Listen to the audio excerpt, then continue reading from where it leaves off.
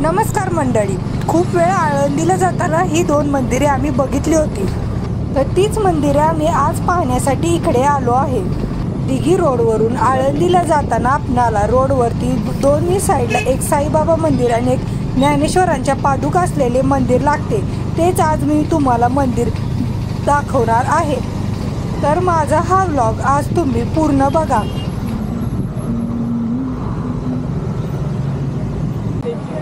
साईबाबा देवस्थान चढवलेलं आहे।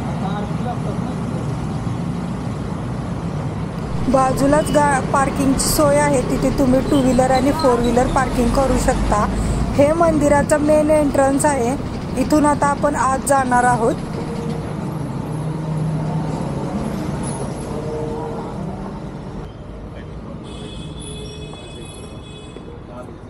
मंदिराच्या इथे चप्पलचं स्टँड आहे, तिथे चप्पल ठेवा। बाजूलाच फुलांचे आणि प्रसादाचे दुकान आहे, तिथून तुम्ही फुल आणि प्रसाद घेऊ शकता।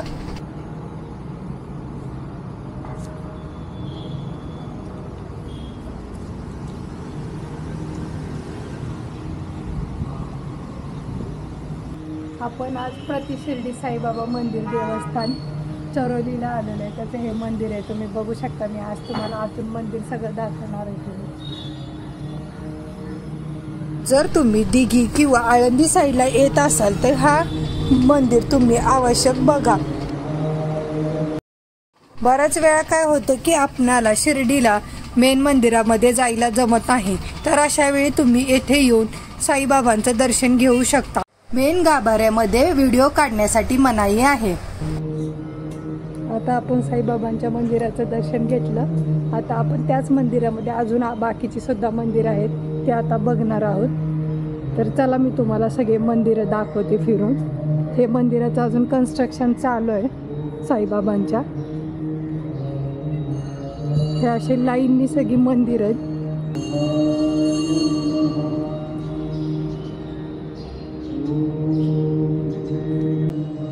इथून समोरून आता आपण आलो, इथं साईबाबांचं मंदिर होतं।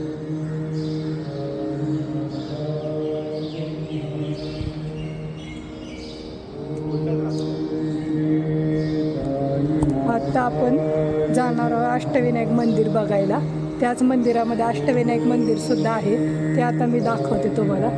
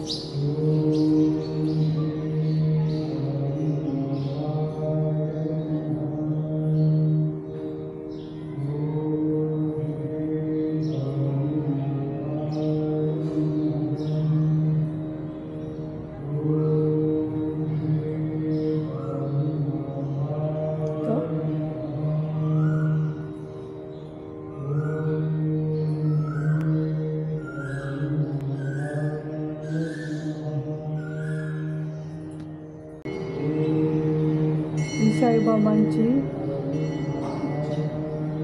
खरी प्रतिमा आहे। इथून आता आपण जाऊन आलो आतमधून, हे अष्टविनायक गणपती मंदिर बघितलं।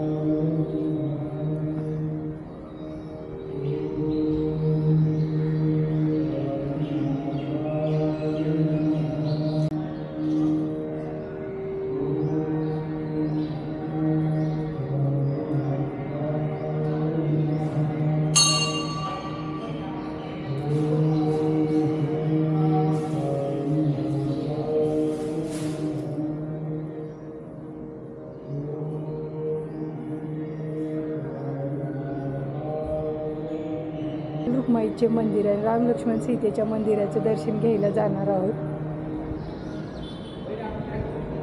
ते मंदिर आहे तिथं जाणार आहोत आता आपण दर्शनासाठी. हे इथून सर्व आपण मंदिरं करून आलो. इथं लाईननी सगळी मंदिरं होती. आता आपण चाललो आहोत दुसऱ्या मंदिरासाठी.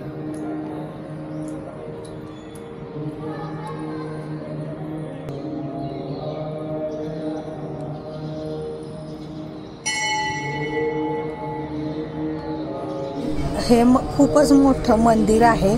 या मंदिरामध्ये वरती बघा घुमट आहे, त्याला असं मस्त डिझाईन वगैरे केलेली आहे.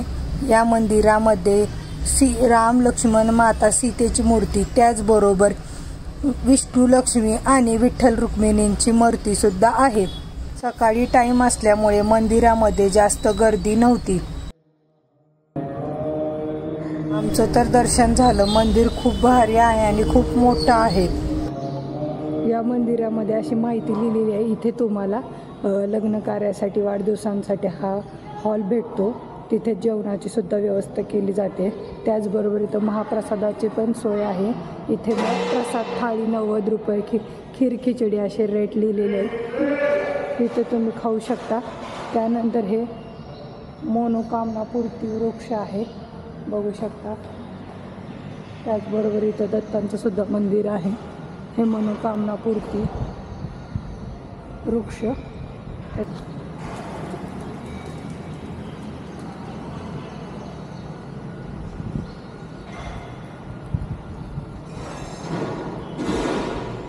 खूप छान अशी दत्तांची मूर्ती आहे. तिचं तुम्ही दर्शन घ्या. हे असं मंदिर आहे.